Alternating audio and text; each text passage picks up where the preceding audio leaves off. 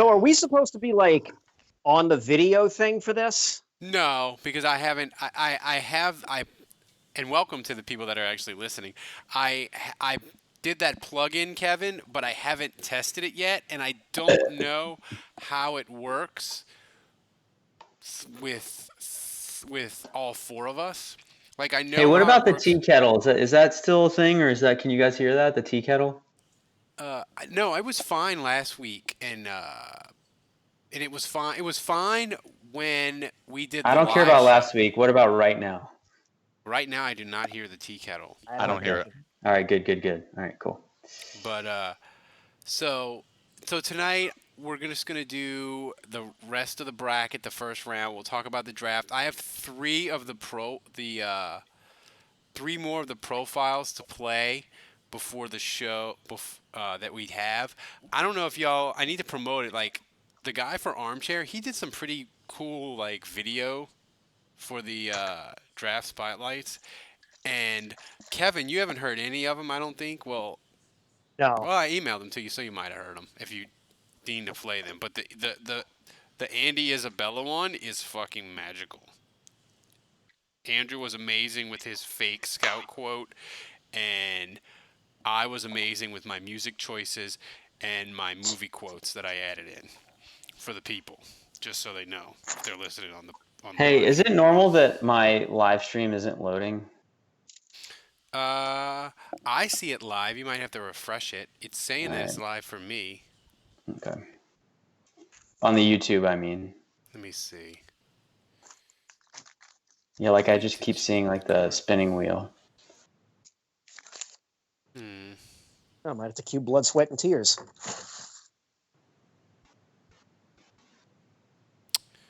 Um.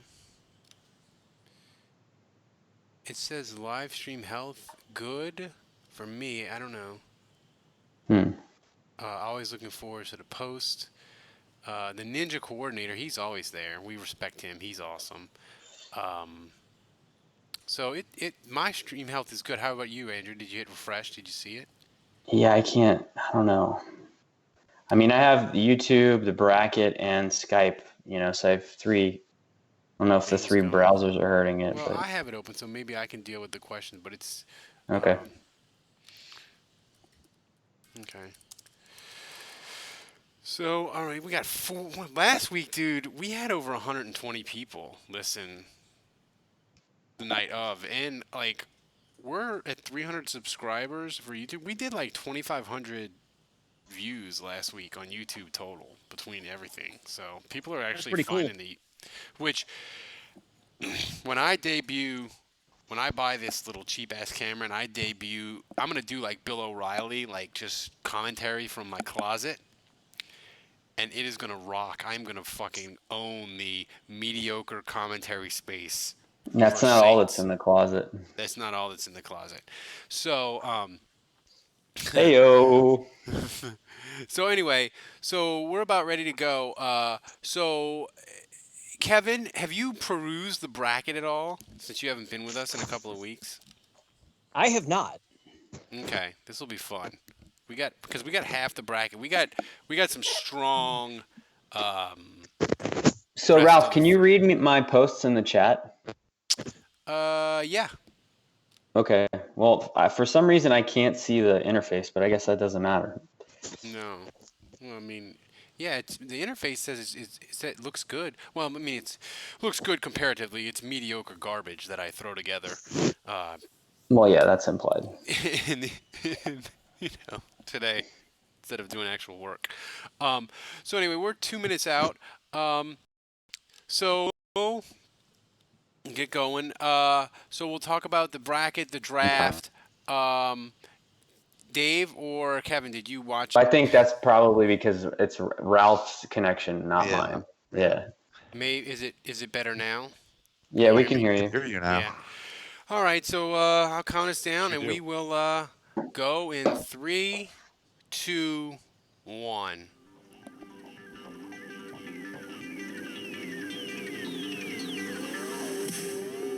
Welcome to the Saints Happy Hour podcast featuring Dave Cariello, Andrew Juge, Ralph Malbrough, and when he decides to show up, Kevin Held. We are the perfect blend of Saint sincerity and stupidity.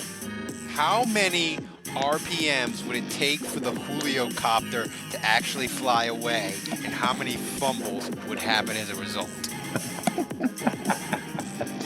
Well, that's a trick question because you can only fumble once.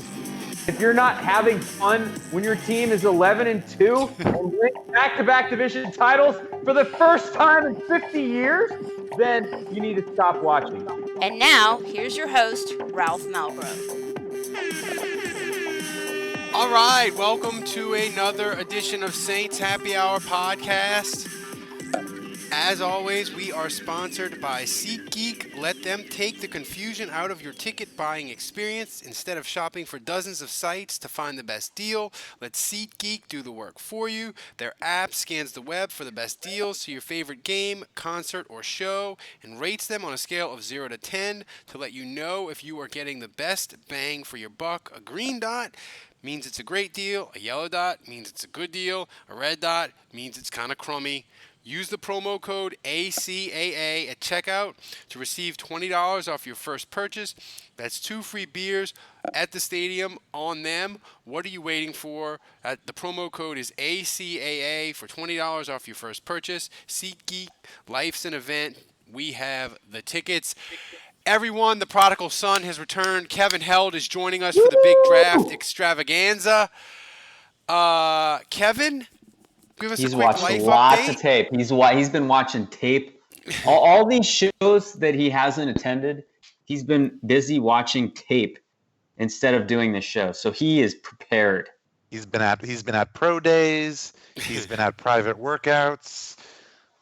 He's been working the phone lines with the coaches and scouts. Yeah. So, Kevin, how's life? Give us a quick life update. Let's see. Let's get a love life update in particular. Started going well. Here we go. Was dating one woman for a few months in the winter. That ended in that's done too? Yeah. That ended in February. Nice, very nice lady. I just wasn't like feeling it long term. So I thought, well, let me get out now at the 3-month mark instead of, going on further.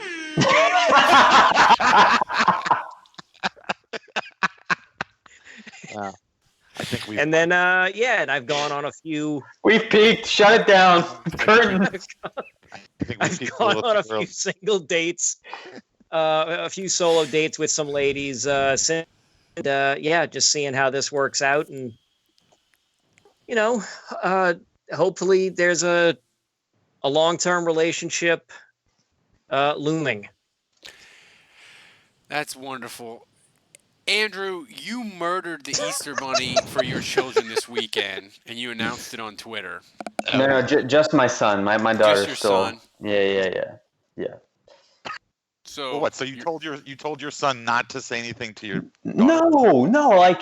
Well, first of all, I didn't want to put a bunch of eggs in the yard. I don't know. I get nervous about animals and stuff, So I figured I'd do it in the morning, but I kind of got up late because I had too much to drink the night before. So I'm like hungover and I'm putting eggs in the yard, and my wife's trying to distract my son.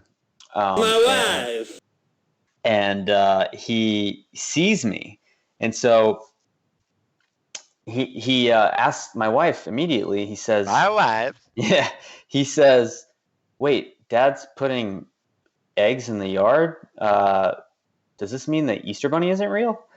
And my wife just like breaks down. She doesn't know what to say. She's like, not a lie, if you believe it. Wow. she's like, First time you've used that, and it's been appropriate. I know. But she panicked and she didn't know what to say. So she just said, "Yeah, I'm sorry. It's not real." And I go back in there. I'm like, "What are you doing? Like, you should have just told him I was supplementing. Like, I don't know. Like, think of something. Like, figure it out. Like, God. Like, yeah." But anyway, so he was kind of like crushed initially, but then he's like, at least I still get the candy. It's all good. And then we kind of sold it to him like. But she panicked and she didn't know what to say, so she just said. Sorry. Am I still? Can you guys still hear me? Yeah, I can hear you now. Sorry. So anyway, the bottom line is he knows and he's disappointed, but he turns You're 9 next month. He turns 9 next month, so it was a good run. Well, but my question was, I mean, obviously your son's a pretty intelligent kid. I'm sure. So, he didn't make. He hasn't made the jump between the Easter Bunny and Santa Claus, and he hasn't questioned.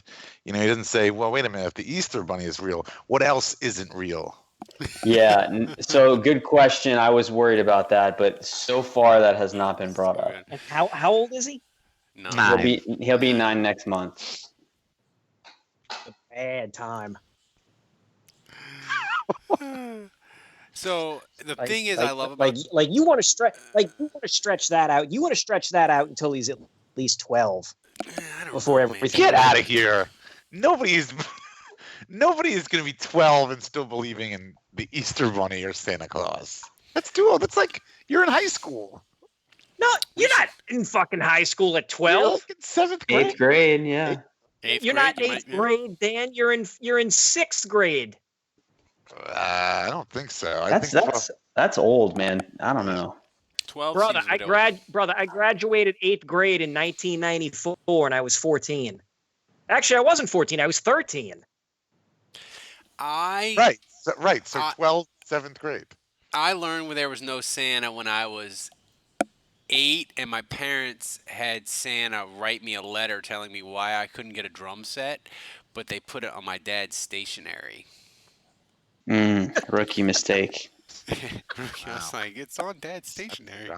Yeah, this is why drum set.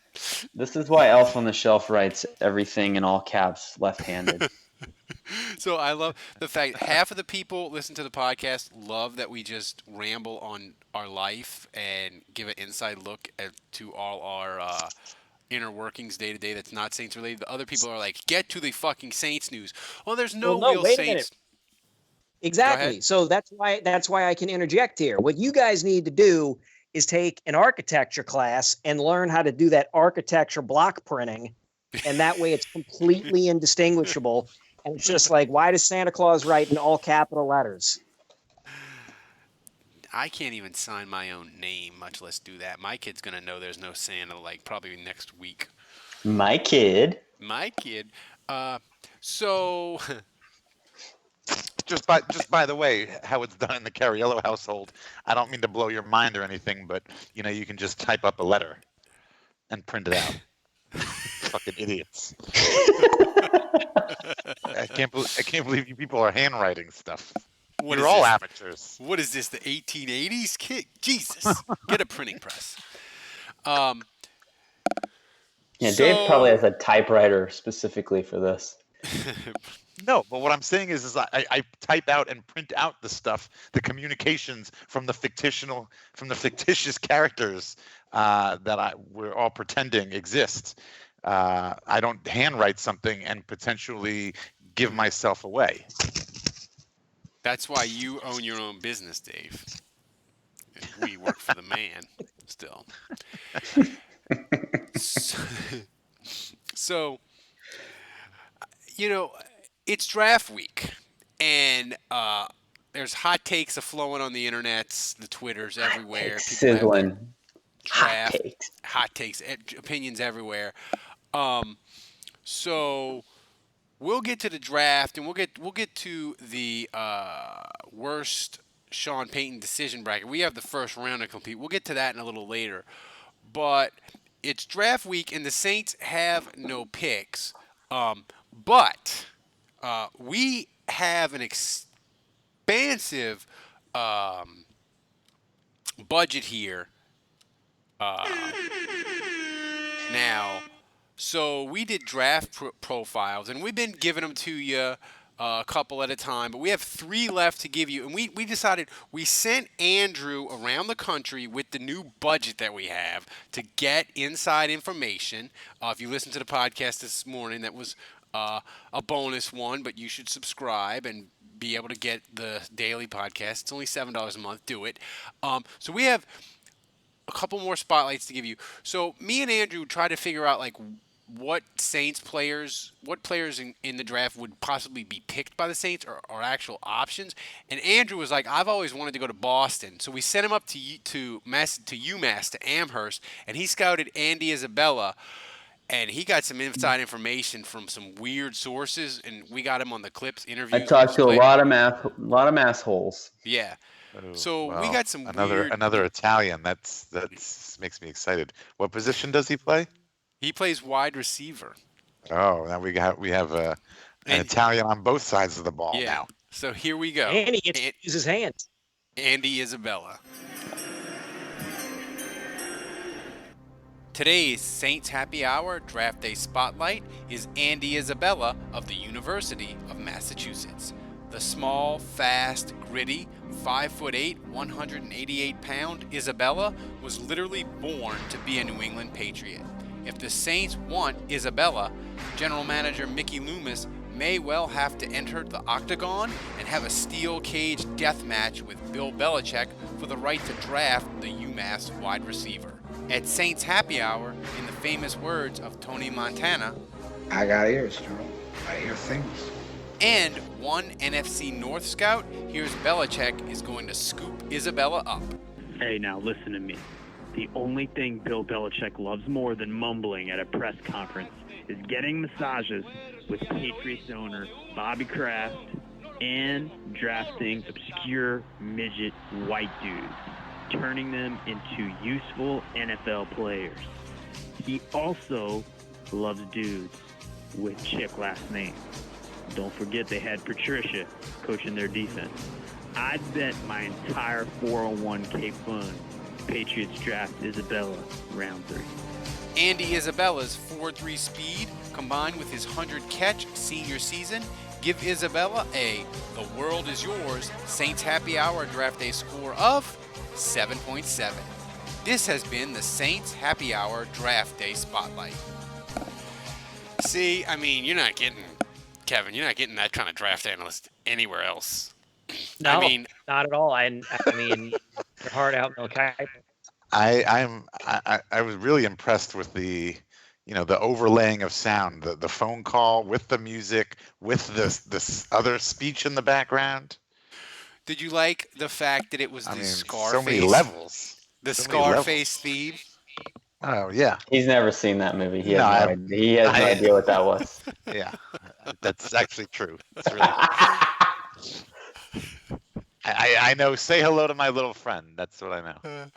The best part is, though, I was reading quotes from actual scouts today, Kevin, and I don't think the made-up ones that we did are outrageous enough. Like, the real scout quotes are fucking insane. But if the Saints did happen to draft a white receiver, Kevin, would he sell more jerseys than Jeremy Shockey or Scott Fujita? I'd say he's definitely going to sell more than Scott Fujita. Might have to take at least half a season before before you can determine if he's going to challenge the Shockmeister. Yeah, he needs five NFL catches before that happens. But he's Italian, so he'll probably be good friends with Anzalone. I gotta change the thing that you mean. I mean, the dream scenario is like Isabella catches 8 for 95 and 2 scores, and Anzalone has a fumble return for a touchdown. Then I can just put this on a loop for an hour, and we can just play this background music the whole show. That's my dream. Actually, well, if it's that, then you got to play the powered up Super Mario theme then. True. Well, hey, just so you guys know, Ninja Coordinator really likes our scouting. He says it's excellent scouting. And Crescendo says, wait, those scouting reports are parodies? They might they're be. not. I don't know. They're very real. They're very real. I mean, I don't know what would make you think they're parodies. That is 100% legit. Are you gonna trust Mel Kiper or are you gonna trust us? I mean, are you gonna trust Attilia? Or are you gonna trust us? We got 2 more to do. But Hey, listen, Dave doesn't have a lot of hair, but it's better than Mel Kiper's. Here's my question, and you know the Saints don't pick until 62, so I was trying to figure out, and I was arguing with Andrew today, and I really think, Kevin, the odds of the Saints trading down and the odds of the Saints not trading up are about the same, which is about 3% they'll do either. Like, what are you talking about? What do you think? Is there any, like, I think a meteor hitting They're Earth. not trading down. There is 0% chance they're trading down. Do you think it's more likely a meteor? You're telling me that Sean Payton and Mickey Loomis are going to sit on their hands for an entire first round, get all the way to 62. First of all, they're not doing that. They're going to trade up. But they're going to sit and wait till 62 and then patiently get to 62 and then say, not really feeling it. Let's move down.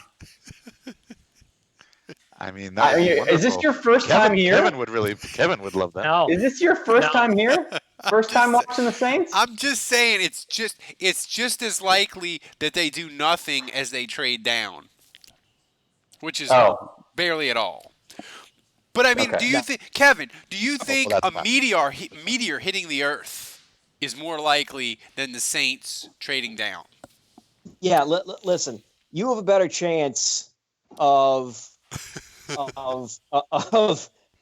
waking up any day, like any day for the next, I don't know, 18 months, and on any random day, not worrying about what the president is tweeting, than you do of seeing the Saints trade down on draft day. Like they're not trading down. I am the conductor of the trade down train, and it ain't happening. It's not. The train is decommissioned. The train is decommissioned.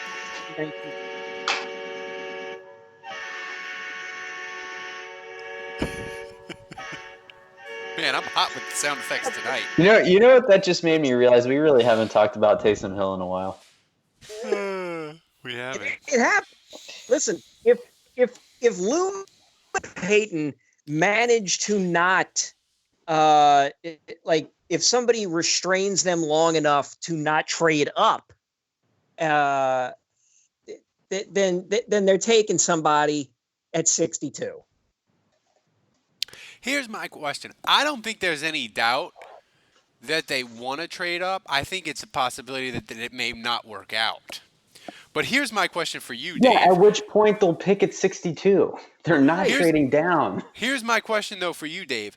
How high can they go as far as a trade up? How reckless and how many future assets would they be willing to give away?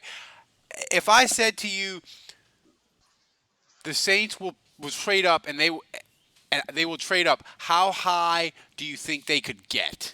Is it pick 20? Is it 25? Is it 32? How high do you think they could possibly go? Yeah, I think we talked about this a while ago. I think if we're talking about getting into the first round, I mean they got to give up what? They're going to have to give up their first round next year. The first and 56 got them a first round pick in 2012. Got them from 56 in 2011 to 27. I don't see them trading up and to get into the first round. I see them trading up in the second round. I see them, because obviously they're picking later in the second round. So they're going to have to go through the entire first round. And I think they're okay with that. But then obviously the next day they're going to have to go through the entire second round until the second to last pick or whatever, or later in the round before they pick. So, I mean, as far as them trading up, I think what's more likely is they're going to trade up into like the 50th spot or the 40th spot or something like that. And So to do that, they're going to have to give up, I don't know, they're going to have to give up something equal next year, I would say. And then, maybe a later round pick this year, something like that. Andrew, if I said to you, here's $100, where do you think how high do you think they're going to go? Well, I think best case scenario is kind of like in the 24, 25 zone. I mean, that's as high as they could get with the ammunition they have.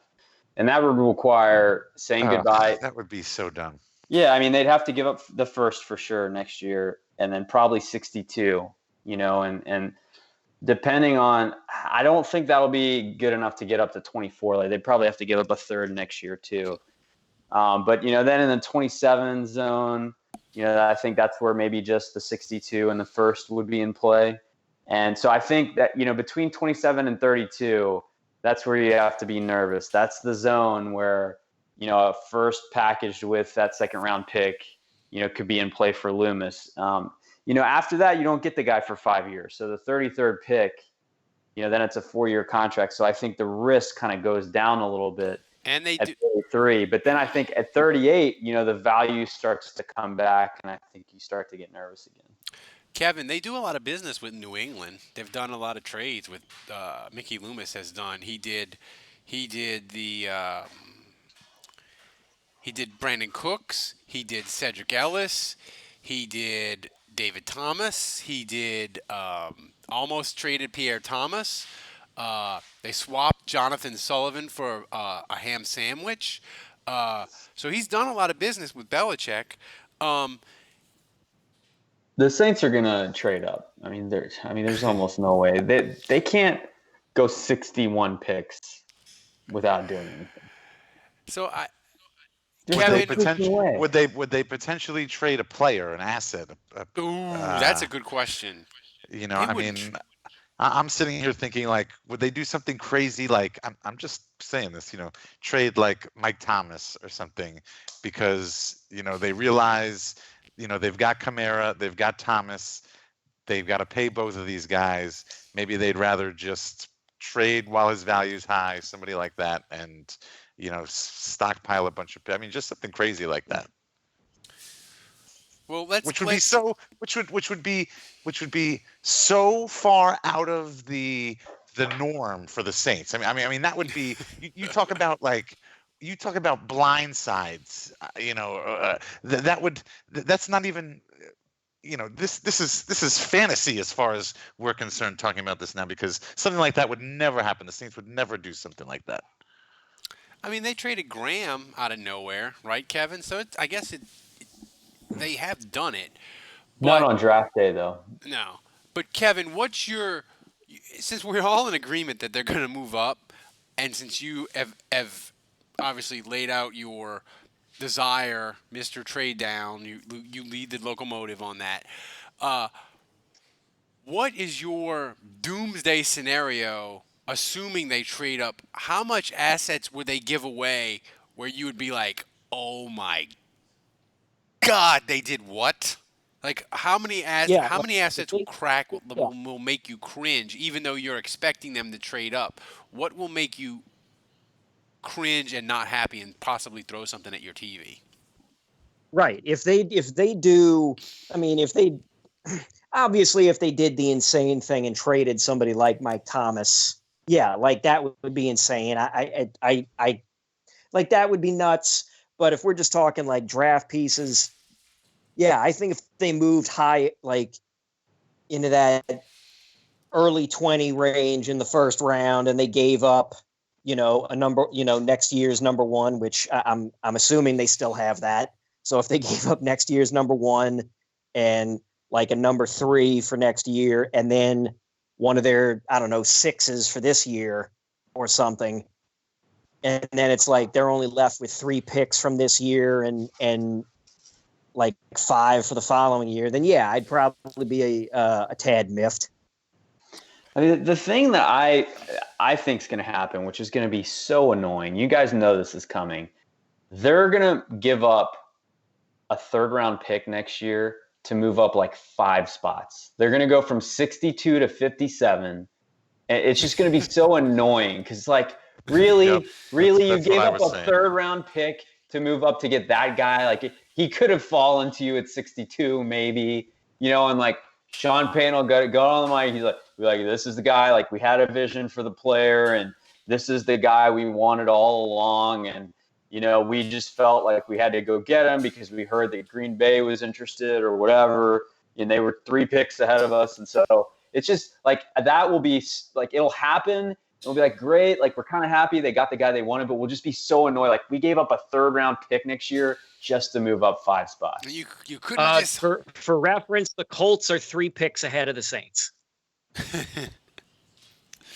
I think the spots to watch are 56 because the New England has that pick from the Bears, and I just said that he do a lot of business with New England. I think 32 is a spot, and I think any one of those Raider picks, 1st-round picks that are later, I think the Raiders are just. They have a ton of picks and they're doing a total rebuild. Second of all, like they're doing crazy shit. Like they locked the scouts out of their building and stuff. Like it's just Mike Mayock, John Gruden, and like 60 Hooters wings and like a case of beer, and they're just going to do the draft themselves. Like they booted everyone out the room. So that could get weird. So those I tell you what, the Raiders have pick 35. Oh yeah, so, there you go. I mean, if the Raiders really a lot of spots to trade, you could move up that early in the 2nd round. Payton and Gruden are boys, just saying. I was just about to say that Payton and Gruden are buddies. It would be weird for them to trade up for offensive linemen, but Dave, is offensive lineman like a sneaky need for the Saints as far as like depth and what they wanted? Pete's on the last year of his deal. Armstead is hurt all the time. So is offensive line sort of a sneaky need for the Saints? If by sneaky you mean a very obvious need that they really, really need, yes. But would they trade? Would they burn assets? Since we're all in agreement that they're going to move up, would they burn a lot of 2020 assets to move up to get an offensive lineman? No, I feel like they only burn assets for sexy picks like Camaras and whoever else. Yeah, Thomas Morstead. Yeah, yeah, that's right. So speaking of offensive linemen, we sent Andrew to Norman, Oklahoma, to profile Cody Ford, offensive lineman from Oklahoma. So here's our report on Cody Ford. This week's Saints Happy Hour Draft Day Spotlight is Cody Ford of Oklahoma.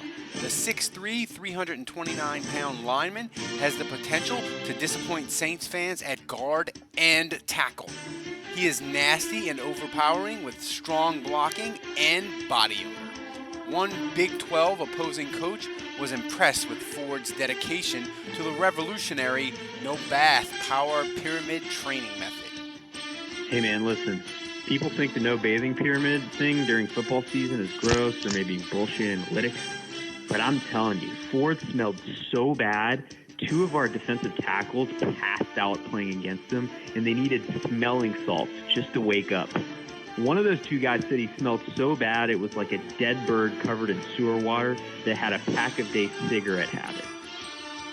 Ford's aroma of success give him a Saints Happy Hour Draft Day Spotlight score of 8.3. This has been the Saints Happy Hour Draft Day Spotlight. Wait a minute now, Kevin. I don't know if you agree with this or not, but all these different scouts that Andrew was able to get, they all sound alike.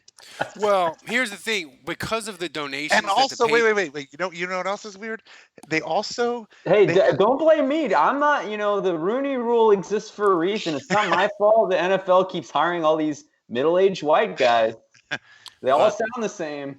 Well, let me say this. No, but also what I'm noticing is that they all also have the same penchant to really be able to make these really obscure, silly metaphors. Almost that Ralph makes all the time. I don't know. It's really weird. It's really weird. Well, here's the thing. The bird that hadn't taken a bath, that had a pack-a-day habit. It just sounds like something Ralph would say. I don't know. Well, here's the thing. We with the donations from people, we have the technology to digitize all the scouts' voices and make them sound like Andrew. That's the technology. It's really high tech. $7 a month. Do it. It's great. I mean, listen, we're saving jobs here. We are. We're saving jobs. And to know that we put all these potentially fake profiles together while I was home alone drinking, it's what else am I going to do on a Friday night? But I'm not saying they're fake, but if they were, that's when I would have done them. You know what the worst thing that could possibly happen to this podcast would be? Is if Ralph all of a sudden got friends that he could like hang out with, because then it would be all over. It's true. It is true. It is true. If I actually would be able to do things on Friday or Saturday night and not just sit in front of my laptop looking at going down YouTube rabbit holes of Scarface sound clips and downloading the theme to Airwolf, like if I could find better outlets and better hobbies, this podcast would completely fall apart. It's a good thing that'll never happen for us. It's right. When you have a kid, it's done. It's done. It's over with. So before we get to the rest of the Sean Payton worst decision bracket, I want to go around the horn and not do necessarily a mock draft, and you don't have to give me a name because no one gives a shit about the draft when the Saints have no picks. We're not reading Mike Detilier's great draft book or Mel Kiper or whatever, so you don't have to give me a name, but give me a position that you're gonna be paying attention to, and you're gonna I don't know what to call it, Kevin, like the Mickey Loomis trade warning flag or whatever is gonna like go on alert. Like if you see, what positions are you gonna be looking at and saying, oh, bunch of those are available, or this is available at 25. Oh shit, it's really gonna happen. The Saints are gonna move. What sort of storylines are you gonna be looking for that's gonna make you start to really perk up and expect the trade up that we know is coming to happen? I think if there's a run on wide receivers, like I know the Saints, brought on or like kept Des Bryant and they brought in Brandon Marshall and stuff. But like with the paranoia, like, if there's paranoia about, oh my God, could Mike Thomas, like, would the Saints consider parting ways with Mike Thomas because of the impending big contract? Maybe they get a wideout with the first pick that they get. Dave? What, same question? I would say, I mean, like if I guess sort of similar answer to Kevin, if there's a whole bunch of wide receivers that are left on the board late first round, early second round, a bunch of guys that most people thought were going to get drafted earlier, but they wound up dropping. That's when I can see, the Saints definitely making a move. So that would be a storyline. Andrew, I want you to answer because I think you're going to go in a different direction. I'm not sure which direction you think I'm going to go in. You mean in terms of position? No, I mean, what do you? When are you going to be like, okay, the trade is about to happen when you're watching the draft? Oh, yeah. No, well, I think it's not so. If you look at last year where they moved up to get Davenport, I felt like Davenport was really the last guy left that was any good at that position, at defensive end, and they were desperate to get a defensive end, and so they were like, all right, well, we got to go up and get him because there's no one else that we're going to be happy with. So we need to go ahead and make this move now because he's like the last guy we like. So they went ahead and they did that. So I think it's not going to be one of these positions that's deep in the draft. Defensive end and tight end, those are potentially needs, but I think this draft is pretty deep at those positions. And so the Saints won't feel like they have to panic draft a guy. But receiver, for example, maybe a little not quite as deep. And so I think the Saints could maybe panic and say, okay, like the top 2 or 3 guys are gone, and really we'd only be happy with the 4th or 5th best guy. And after that, like there's a huge drop off. So that's when, one of those positions, I think they would maybe panic trade and move up. But, there's kind of 2 guys. I mean, I think it's unrealistic that Herb Smith and the defensive end from Louisiana Tech, Jalen Ferguson, I think it's unlikely those 2 drop to 62, but I kind of have my eye on those guys. And the guy we did the draft profile on, Andy Isabella, I think Mel Kiper, it's either him or McShay. One of them had this Isabella going to the Saints at 62. So, those are 3 that I could see happening. But Paris Campbell, I mean, he's another guy, Ohio State receiver. They love their Ohio Saints State guys. feeder team.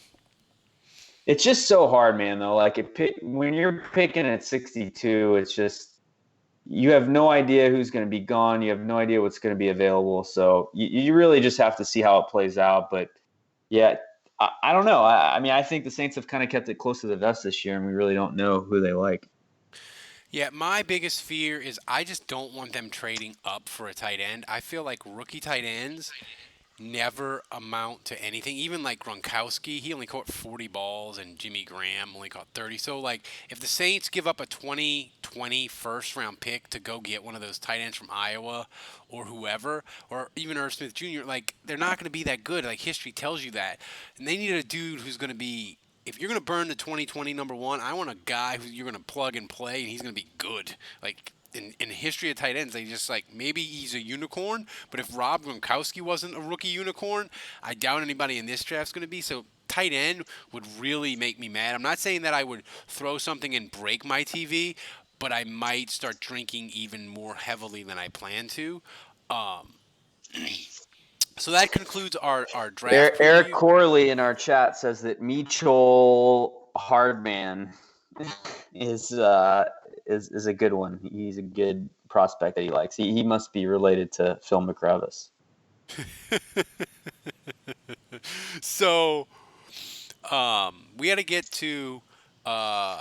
We have one more draft profile, and then we'll do the Sean Payton bracket. And Andrew mentioned him, Jalen Ferguson of Louisiana Tech. Today's Saints Happy Hour Draft Day Spotlight is Jalen Ferguson of Louisiana Tech. Saints fans' expectations for the 6'4", 271-pound defensive end Ferguson will be so high he could go to the Hall of Fame and still be disparaged as a failure. Ferguson can convert speed to power and once ate 37 Krispy Kreme donuts in a single sitting. One AFC scout gushed to Saints Happy Hour like a schoolgirl when talking about Ferguson. I absolutely love this guy. He's almost too good to be true. He's like football Viagra. I was talking to Andy Reid, and he's as excited about this guy as he was about Taco Charlton. Granted, he did think that was the new Mexican restaurant about to open. Jalen Ferguson's YouTube highlights will make you need a cigarette and a nap. Ferguson gets the first ever perfect Saints Happy Hour Draft Day score of 11.6. This has been Saints Happy Hour Draft Day Spotlight. I mean, perfect score. If the Saints get him at 62, Andrew, we might have to have a parade. So score is 11.6. That's right, Dave. The draft day score is it's a complicated mathematical formula that involves fake scouting reports, alcohol, cocaine, and the Airwolf theme. And 11.6 is the perfect score. I don't know what to tell you. It's science, man. So Sean Payton's worst move bracket. We got the bottom half of the bracket to do. The number 2 seed, Jarris Byrd, versus Tyler Mayhoff. Taylor Melhoff. Not even close. Not even close. Taylor Melhoff. Versus not going to work here anymore. I actually have a Jarris Byrd 30-second profile in his seed. Jarris Bird is the Sean Payton's worst decision tournament bracket number 2 overall seed. The Saints gave Bird the richest safety contract in NFL history, thinking he was the final piece to a Super Bowl. Bird was the final piece for the Saints' Super Bowl dreams, like that exercise bike you bought late at night was the key for you to get in better shape. The only difference is you could hang dirty clothes on that $800 bike. Bird was completely useless, except for that one time when he collided with Keenan Lewis so the Titans could score a touchdown. I had to watch that play like 4 times because I was drunk while I was doing these. I had to figure out who he collided with. Just so you know. Birdlegs Lewis. Bird. I feel like you can't bring up Taylor Melhalf without bringing up the joke about how he missed so many kicks in London that the Saints basically just left him there. They're like, nope, and then not allowed on the plane. I made that joke and he tweeted at me. He did? Yeah, he did. I made that joke when I did I did a column going through every one of Sean Payton's kickers, and I made that joke and he tweeted at me. What did he say? I was sad though because he didn't have as many followers as me. I figured he'd be bigger time. I'd get the social exposure. I did not. He's a kicking assistant coach for Wisconsin.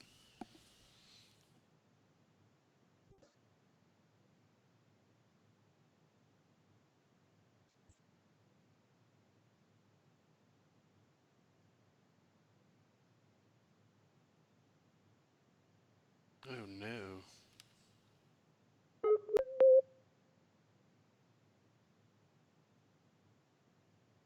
Ralph. Oh yeah, you guys lost them too? Yeah, we're back. Okay. So yeah, I was just saying that Tyler Melhoff, he tweeted at me and he didn't like my joke. Oh, so he was mad. Not really. I mean, he was a little sensitive, but he got over it. I mean, what do you do, dude? You missed like 100 kicks.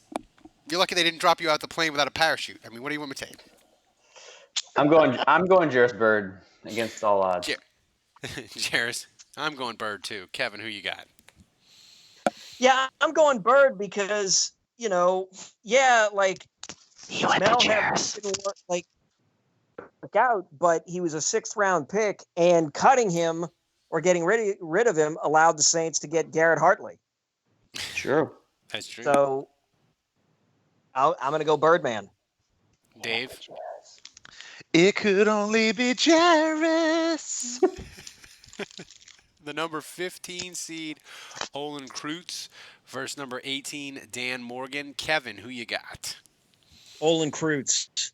Period. I almost just blurted out Olin Kreutz before you even said Dan Morgan. Kreutz is interesting. I vote him too. He told a story on the Dan Le Batard show that he got into a brawl in the Saints locker room and Drew Brees tried to pull him off, whoever he was beating up, and he almost punched Drew Brees square in the face. I think if he'd have done that and injured Drew Brees, I think he'd have ended up dead. I think he'd be at the bottom of Lake Pontchartrain. So I'm gonna go Olin as well. Andrew, who you got? Yeah, I mean, Morgan's just funny because he tried to come back to training camp with the Saints like 2 or 3 times, and each time he would do a training camp for like 2 days and then retire again. So kind of the running joke. But I mean, Olin Kreutz, man, I don't know that it's like it was a terrible decision, but like I just thought, when a team elects you as captain and your play is so terrible that you get benched, and you just decide as a team captain that you're just, instead of like imparting your wisdom and helping teammates by sticking around and helping in any way that you can, even though you're not good enough anymore, for you to just abandon the team, retire and leave or early in the season, I just think is the ultimate bitch move. And I can't think of Olin Kreutz without getting angry. He gave Brian De La Puente a job. True. So are we all in agreement? Olin Kreutz goes through? I haven't voted yet. You vote. It could only be Olin. No. No, All right, actually, Kevin. Wait. No, actually, I'm kidding. She's voting Dan. What? What? That's 3-1. I mean, but he was concussion in human form.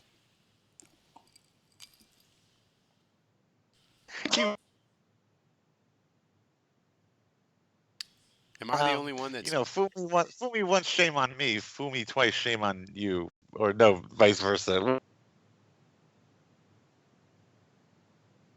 I think I was blogging at the time, or both times, and I think I just copy and pasted the original article that I wrote when Dad Morgan retired for the second time. Oh, that's good. Anyway, yeah, exactly. I just updated the timestamp like a year. Well, SB Nation, you get what you pay for. Ooh, Timely. Solid dig. So, Kevin, you get to start this one off. Number 7 seed Stephon Anthony versus the number 26 seed Adrian Peterson. I'm so glad Kevin's here for this. Yeah. What the hell am I doing? It's a tough call, Kevin, because Stephon Anthony was the number 1 pick. Ugh. Wait a minute. Why? Kevin, are you there? Kevin? I don't know. Yeah, he was just he's showing video. We can see video of Kevin right now. I think he was so disgusted that you uttered the words Adrian Peterson that maybe he'll come on back. We were just looking at pants. I'm glad you. I just want to say I'm glad you were wearing pants, Kevin. Yes, thank God. Me too. Adrian Peterson.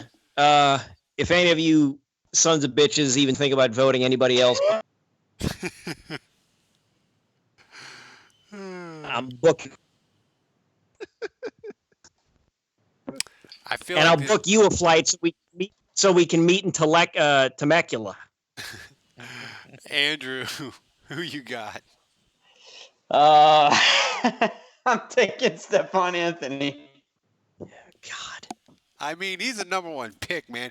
Adrian Peterson. I hope that 56-year-old you fucking playing tennis smokes you. And that's nothing but pure and simple old-fashioned communism. I feel like here's the thing. Like I feel like Adrian Peterson. What the hell did that soundbite have to do with anything? Nothing. I just like to play it. The thing with Adrian Peterson is he was a terrible pickup and was a bad idea, and we kind of all knew this would be a bad idea. But the thing is, he was kicked to the curb because Kamara was freaking awesome out of the gate. Like he was so amazing. There was no place for Adrian Peterson, and they flipped him for a pick.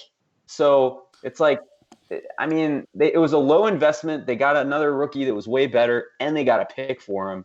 So I don't really feel like it was that big of a disaster. As a first-round pick, was a disaster. Here's the thing. Here's the thing about that. Them picking Stephon Anthony didn't drive me to stop watching football. That is true. I literally did not watch any fucking... honestly, them bringing Adrian Peterson on, that spurred me to, stop watching, stop caring, pay as little attention as possible. And even when they did finally get rid of him, I still was there were still a couple of games that I didn't watch all of. What do you think? That move that really damaged my ability to enjoy football for a long time. But it didn't redeem them a little bit that they got a draft pick for him. Your favorite thing? I mean, I was a little happy that they got something out of his carcass, but you know what? The guy hit his kids in the testicles with a fucking stick. So, What do you think what do you think Adrian Peterson's longest run with the Saints was? 8 yards. I would say when Sean Payton said, "Get the fuck out of my face" on the sideline. Close. It was 11. My guess is 4. Oh. He had 27 carries for 81 yards. I was really thinking it was going to be nowhere near an 11-yard run. I don't remember him doing anything except getting stuffed repeatedly. I'm going to go Adrian. Hamilton had better numbers. I'm going to go Adrian Peterson just because we got to keep him going through. I know Stephon Anthony was a bust, but I personally blame Stephon Anthony being terrible on Joe Vitt being a terrible coach. So that's my opinion. So I'm going Adrian Peterson. Dave, who you got? Stephon Anthony. No, it's 2-2. Send it out to the peoples, Andrew. Well, no. Let's just let's do it in the in the chat. Chat. Next person to respond, Stephon Anthony or Adrian Peterson breaks the tie. That's terrible. Kevin might have to quit our podcast now. And just so you know, if you type Anthony, Kevin will hate you forever.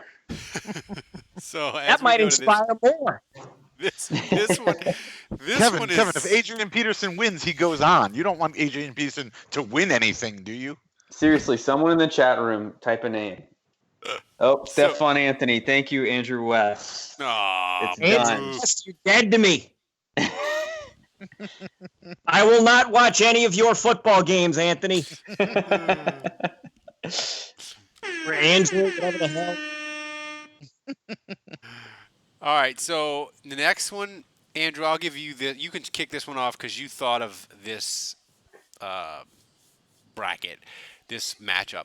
Number 10, Delvin Bro's leg versus the 23 seed Paul Kruger. Who you got?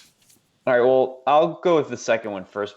Paul Kruger was so annoying because the Saints tried to get him in free agency, and they failed because, was it the Browns or the Ravens? Who paid him a ton of money? The Browns. The Browns paid him a ton of money to get him from the Ravens, and Sean Payton was really butthurt because he wanted him so bad. But then he was terrible for them, so then Payton was like, oh, we got to go get him. This is my guy. And lo and behold, no surprise, he was terrible. So and they didn't have any cap space, so they had to do the Mickey Loomis special, avoidable years inside avoidable years. I think they're still paying for it. I think they're still paying him, yeah. But, I mean, obviously, this is no match for the Delvin Bro leg situation where Bro, first of all, breaks his leg, misses half the season, comes back, is terrible, breaks it again, and he's in training camp, and he's like, Coach, I can't run. Like, something's wrong with my leg. And he's like, nope. Doctors looked at it. They say you're fine. Get out there. And so he tries to go out there practice, and he's like, I can't do it. I can't run. And so the medical staff is like, he looks fine on his x-ray. So he gets a second opinion. His leg is broken, which causes the Saints to fire their entire Ochsner staff, medical staff. And by the way, is the team sponsor. I mean, so they're forced to use their doctors. So, I mean, that situation was one of the strangest, most ridiculous things that happened in the whole Sean Payton era. I think this is a dark horse to maybe win it all.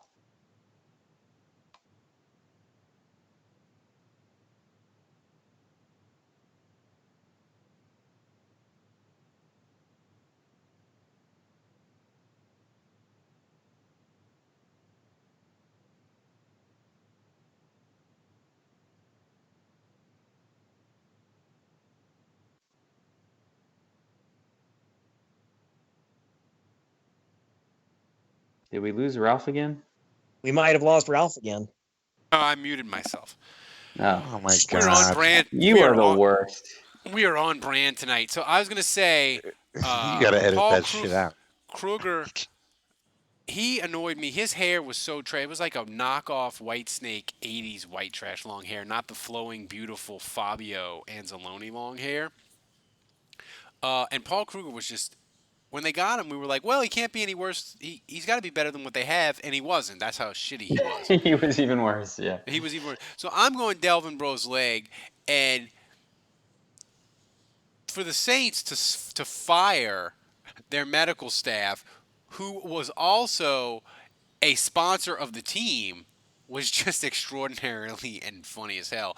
And Dave validated something that you had been complaining about even before the misdiagnosis of Delvin Breaux's leg, that the Saints medical staff was indeed shit. That's true, and that's why I'm going to be voting for Delvin Breaux's leg. Now, they've just fired some of the doctors, but Ochsner is still in charge of their medical staff and still involved with the team. So is this a clean sweep? Is this a clean sweep? Yeah. Kevin? No, I'm going Paul Kruger. Why? Why? He's still mad about Peterson. Okay. I will neither confirm nor deny that allegation. Here's Dave. You can kick this one off. Number 3 seed Steve Spagnuolo versus the number 30 seed Mike Ornstein. Friendship.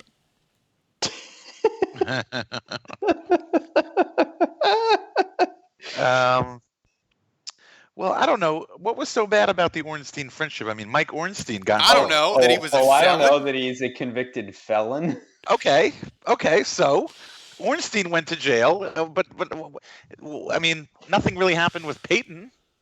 I mean, he just happens to know the guy. I think, if I remember correctly from reading Payton's book, that Ornstein kind of helped Payton organize a few things, the week before the Super Bowl or whatever. Yeah. So I think the friendship, as far as Payton is concerned, was valuable. I mean, I know Ornstein was a shady guy. I know. Well, the NFL hates him, and some believe that he made Bountygate worse.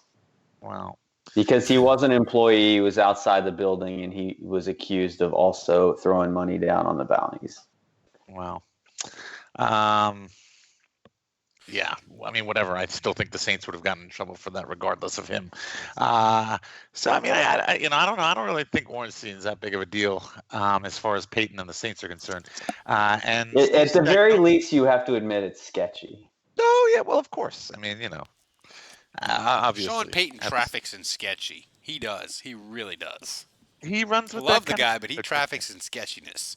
Right. I meant to, last week when we started this, I also meant to preface this entire tournament, at least for myself, but I think I speak for all of us, that, we love Payton, and I don't think any of us would want our coach to be anybody else but Payton. I agree. That needs to be stated, because he makes it fun, man. No other coach is doing this. I mean, just to be clear, we felt like this was a good time to do it because the team's been successful, and we can all kind of laugh like, oh, look at our lovable coach. That's, we wouldn't do this after a losing season, because we wouldn't have done this in the middle of the 7-9 sadness loop. It's both like tongue in cheek, but also like these things all actually happen. So I would like to hope that he listens to us on his way to work every day. Yeah. And he's really laughing about this whole bracket. I mean, so anyway, back to the brackets. And Spagnuolo, I mean, it sucks because bad. He was it sucks. Yeah, Ornstein may have been convicted of something, but Spagnuolo's been convicted of worst defensive coordinator in NFL history. Yeah, I mean, it sucks because he was here during Payton's suspension. So, I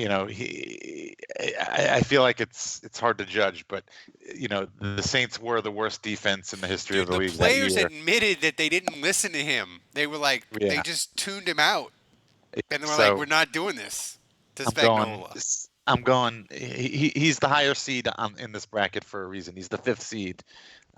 Then Ornstein's only the 30th, so I'm going with Spagnuolo. I'm going Spagnuolo too, and the reason for that is, even though Ornstein is bad, the jokes. But here's the thing: when they hired Spagnuolo, it felt at the time like people were genuinely excited. I was like, man, he coached the defense for the Giants that won a Super Bowl. He's a good defensive coordinator. He can get it better. He can improve it. When they hired Greg Williams and brought him in, he improved things. Spagnuolo will be good, and he was fucking terrible. Kevin, who you got? Spagnuolo. Clean sweep. Clean sweep, baby. All right, Andrew, you can start this one out because you didn't know one of these. I was stunned of your depth of Saints knowledge. You weren't familiar with one of the two in this matchup. Number 14, Charles Brown versus number 19, Xbox Kid movie script. Yeah, so I didn't know what the Xbox Kid movie script was. I had no idea. Kevin dropped this in a text. He was like, "Oh, this should be in the tournament," and I'm like, "What the hell are you talking about? What is Xbox movie kid movie?" So I didn't know, and I obviously read about it, and yeah, it's like you said. I consume Saints news every day, and somehow I totally missed this. And Logged every day and missed that. That's amazing. Yeah. The way you were desperate for content I mean, every it's single day. mind blowing. I mean, Yeah. last week he corrects me when I say CJ Spiller caught a screen pass, and he corrects me to tell me it's a fucking wheel route. But he doesn't fucking remember Xbox Kid. Unbelievable. Yeah, I mean, I don't know how I missed that, but yeah. So anyway, if you're not familiar, you should read up on it. But I guess Sean Payton, after the Saints won the Super Bowl, I think he created a movie script that he was like shopping to his Hollywood buddies, and it was a movie about a kid in New Orleans after Katrina who was able to affect the outcome of NFL games with his Xbox, like playing his Xbox. And so he has the Saints win the Super Bowl on his Xbox, and it makes New Orleans better. If you're casting the Xbox movie, who are you casting? Like, who's the kid? I mean, his dad is obviously Will Smith, the actor. Frankie Muniz, is Frankie Muniz still available? Man, you got no. You can't do Frankie Muniz now because he has like a legit memory problem where like he got concussed so much that he has trouble remembering things. Oh. Why did Frankie Muniz get concussed so much? I think he was in like a racing accident or something. Oh yeah, he's in the cars, right? Yeah. That makes sense. Like he said in interviews he doesn't remember Malcolm in the Middle. Wow. Oh my God. Yeah, it's bad. And if you're gonna hire somebody for the Xbox Kid, it's got to be the toothless kid from Stranger Things. Yeah. Sure. Yeah. Wait! You dismissed that way too fast. You not seen Stranger Things? I haven't actually. We are terrible. I like it. It's only one of the seminal television shows on Netflix. So you're saying I should go for it? Yes. All right. Yeah, especially as you know, as an '80s kid. All right, I'll check it out. Yeah. All right, so this says the movie currently titled The Xbox Kid is about a boy from a poor family in New Orleans who starts controlling the outcome of NFL games through a refurbished Xbox given to him by his grandfather following a devastating hurricane. Payton said he envisions the movie as both a sports film and an inspirational story about the city's recovery. I can't believe this movie didn't get made. So I thought it was the dumbest idea ever, but then I told my wife about it because I was like, and she was like, "Oh yeah, that's a pretty good idea. That movie could be awesome." So then I was wait. What? I was stunned. I'm stunned. Yeah. I'm stunned they didn't make. I'm stunned that Will Ferrell didn't make this movie. Like, it's good. So they did a Damian Wayans movie where he was the Saints quarterback, and it was like a spin-off of Angels in the Outfield, and it was a Disney movie of the week. If that can get made, Xbox Kid can get made. Is all I'm saying. Well, it never worked out. So clearly, his Hollywood buddy spit on him. But so he's going up against Charles Brown. A funny story about Charles Brown is years ago, Chris Long, who is now in the Eagles, lived in my building. He still lives in Charlottesville in the off season, and he booked his wedding band through me, so I know him. A nice guy, but he every time he sees me, he knows I'm a big Saints fan, and so the first thing he always asks me every time he sees me is, "Hey, how are the Saints looking this year?" It's like his icebreaker at this point. It's so robotic now. But he went up against Charles Brown in a game and sacked Breeze like 4 times. And I remember the following season, Ralph, remember like the Saints were trying to figure out who their left tackle was. And at the time, it was either Teron Armstead, this kid from, Pine Bluff or whatever, that was a 3rd-round pick, but a nobody, that was like a year-long project, or Jason Brown, the draft pick, or complete bust from the Rams. Yeah, complete bust, but he had Jason Smith, and he had played with Chris Long, or Charles Brown.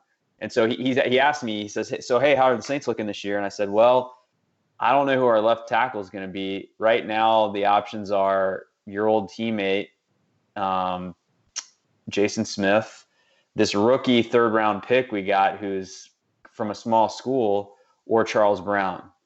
And he looks at me and he just shakes his head and he just goes, oof. He's like, Charles Brown, you better hope it's not him. so that was Chris Long's take on Charles Brown. But he was terrible. He was a 2nd-round pick, a huge disappointment. But drove Sean Payton to say in a game at the end of the 2013 season, after he was literally a human turnstile, and they asked Sean Payton why he put Armstead in. He's like, I had seen enough. Enough was enough. Yeah.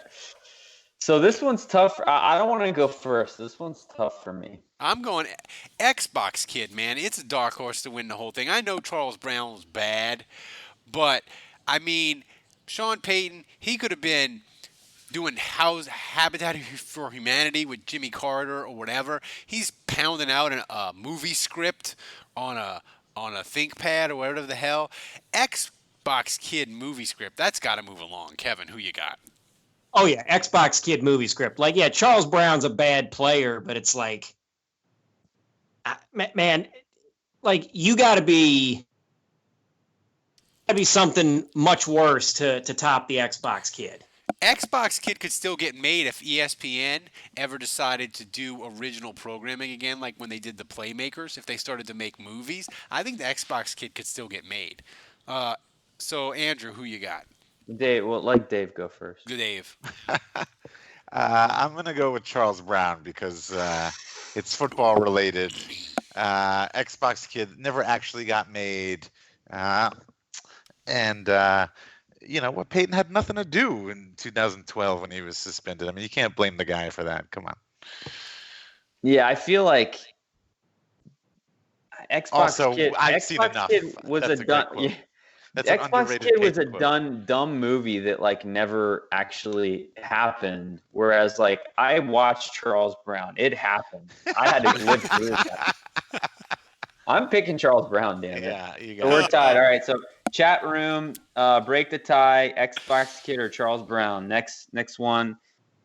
Looks like if I try to bribe people to vote how I want and offer them free koozies and whatnot, is that against the rules? No, but Charles Brown wins. AVL Saint typed it first, and he beat AVL Saint beat Xbox Kid because Andrew Alvarez typed Xbox Kid like a second later. All right, it was very close. This was a good one, and I think this involves one of Dave's highest traffic things when he was on Canal Street Chronicles, when he was running that fine site. Number 6, Jason David. Hold on. We got a good joke here in the chat. Andrew West says, I think we can all thank Vicodin for Xbox Kid. Anyway, continue. So, number 6, Jason David versus number 27, Al Woods. Dave, who you got? Yeah, well, I'll always have a fondness for Al Woods because after he was drafted, he had a whole social media team, and they reached out and they were ready to do. He was so excited when the Saints picked him too. He did. Yeah, because he was from LSU. He had the video. Yeah, and he let us post all that stuff on his behalf. He created an account.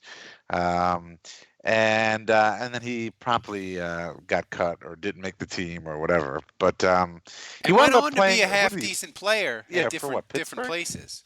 Yeah. I think the Steelers he was at for a little while. Yeah, Tennessee. Nope. Jason David is going to be – he's going to go far in this tournament. I don't see anybody it's going to take something tough to beat Jason David. I'll save all the typical Jason David jokes for later in the bracket. assuming he makes it that far. But my vote is definitely going to be for Jason David. Mostly, I think mostly because it took. I don't know. It was like what 3 years? 3 years he was here, and I feel like it just took a long time for them to move away from and move on. And I guess I don't know if that was just because there really was nobody else on the roster that would have been any better, or whether they just really thought that David was going to turn some corner and get better. But I feel like they stuck with him way longer than they really should have. Well, Al Woods played 8 years in the NFL, so I feel like the Saints, the mistake of drafting him might have not been as bad as the mistake of cutting him. And I know that fans view Jason David as he was terrible, and he was.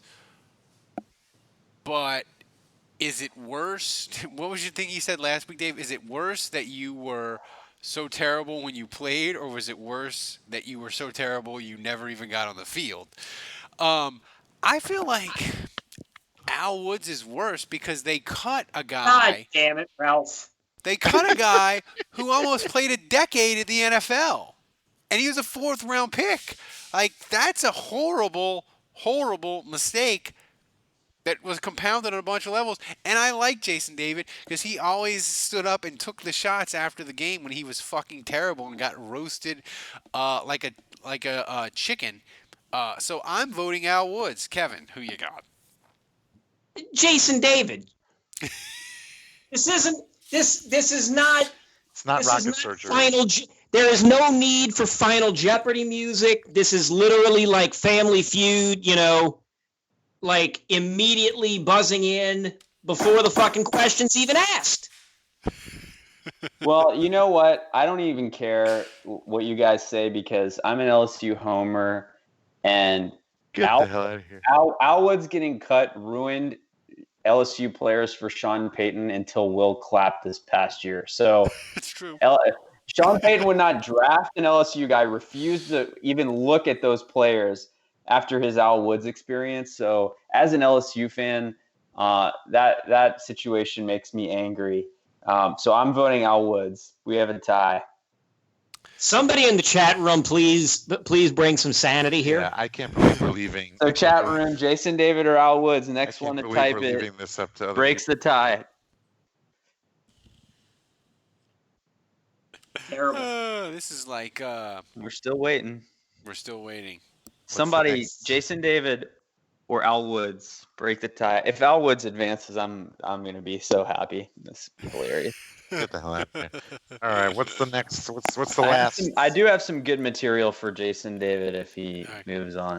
The last one in the first round. All right, Andrew Alvarez says Jason David, not even close. Right. Yes. The last one, Dave, you can start this one, or Kevin, you can start this one. Number 11, Stanley Jean-Baptiste versus number 22, Alinda Mare. This one's tough.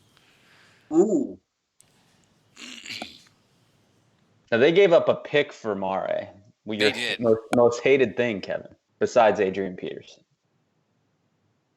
Huh. Man, that's a tough one because that was in the year they drafted the Pirate and they drafted the other linebacker from Wake Forest, right? No, you're getting your bad. You're getting Stanley Arno and Chip Vaughn. You're confusing them. Ah, gotcha. Okay, sorry. You're merging all the bad Saints draft picks. That was last week. We talked about those guys last week. Oh man. Well, screw it. I'm gonna go Olindo Mare then.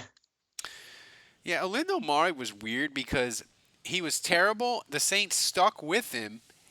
He got good, and by the end of the year was okay and was kind of the kicker they thought he would be, but got hurt, I think, and then they wanted him to take a pay cut, and he wouldn't, so they got rid of him, and the kicker carousel continued. But Olindo Mare, it's hard, Andrew, because Olindo Mare actually cost them games. Stanley Jean-Baptiste cost them games because they were desperate for a warm body at corner, and he couldn't even pull that off in 2014. This one's hard, man. I'm going to go Mare just because I never saw Stanley Jean-Baptiste really be bad in a Saints uniform. I saw Mare miss kicks and cost the Saints games. So it's 2-0. Yeah. I mean, there's no way I'm allowing a clean sweep here. Stanley Jean-Baptiste is one of the worst Saints picks. I mean, he was just terrible. He was so bad. The Saints picked up, what was it, Terrence Frederick or Travis Frederick? I can't. I don't even know his name. That's how bad he was. And he was starting against the Bears. Off the street. They picked him up off the street, and he was playing ahead of Stanley Jean-Baptiste. Baptiste was so bad that some dude they picked up off the street was then immediately playing ahead of a guy who was in training camp, was in preseason, all that stuff. So he was awful, man. Stanley Jean-Baptiste is my pick. Dave? I'm definitely going with Olindo Mare. Ralph, I think you hit the nail on the head there. You know, Stanley Jean-Baptiste, he was just another shitty draft pick that never amounted to anything. Olindo Mare fucked some shit up. He fucked some shit up big time. So yeah, I'm going with Mare. Let me ask you this: if Baptiste was a first round pick, would it have changed your mind at all? Well, if he was a first round pick? Yeah, instead of a second round. Bumps him up a little bit, but they'd have had to have played him then. If he would have been a first round pick, they'd have had to play him, right? They would have had to, right? You can't. They couldn't have not played a first round. If he would have been a first round pick, he'd have gotten on the field at some point, right? I can't. And somehow he's still in the league, right? He's still getting checks, man. He's still getting checks because he's got the prototype size and speed you want at corner. He's still getting checks. Unbelievable. So so that's it. That's the first round. And we've gone really long tonight. But Andrew, I just want to, before we get the second round game, this is just a couple of the matchups we'll have in the second round next week. The Greenbrier versus the Kevin Hauser Pyramid Scheme. Ducks in a Row versus Nick Fairley's contract extension. Brandon Browner versus allowing Mike Cirillo in the building. And Jarris Verd, Olin Cruz. I mean, the second round matchups are amazing in this tournament. And we'll have it for you next week. So this tournament, I hope people are having fun with it with Facebook comments. No, next week we're probably going to need to talk about draft picks, right? Yeah, all the one draft pick they do when they trade everything to move up. So before we get out of here, I want to tell you about my bookie. They are the #1 site for online gambling. They're hooking our listeners up all month. Visit mybookie.ag and use the promo code HAPPY25 when creating your account to claim your 50% bonus. Laying down $100, you'll now get an extra $50 to play. Between their live in-game betting, endless props, and fantasy sports wager, there's something for everyone with the best player perks in the sportsbook business. They've been good to us. I know they'll be good to you. That's mybookie.ag, promo code HAPPY25. You pay, you win, you get paid. Terms and restrictions apply. Kevin, it was so nice to have you back tonight. It's just amazing when you return. You're like the prodigal son. It's a real joy. Glad I could be here. Kevin, you really need to help us finish this tournament, so I expect you to return. Yeah. So that's it. We will have a special live draft day live stream. We'll figure something out. We just don't know exactly what the Saints will be doing. So we'll figure that out. Become a patron member, and that way you can get alerts better, and you'll know what we're doing later in the week. I can send you custom alerts, and you can know when we're doing live stream, when shows do it. Go to Patreon, be a subscriber by May 1st. You get a free beer koozie. It's awesome. So for Dave, for Andrew, for Kevin. Until next week, the bar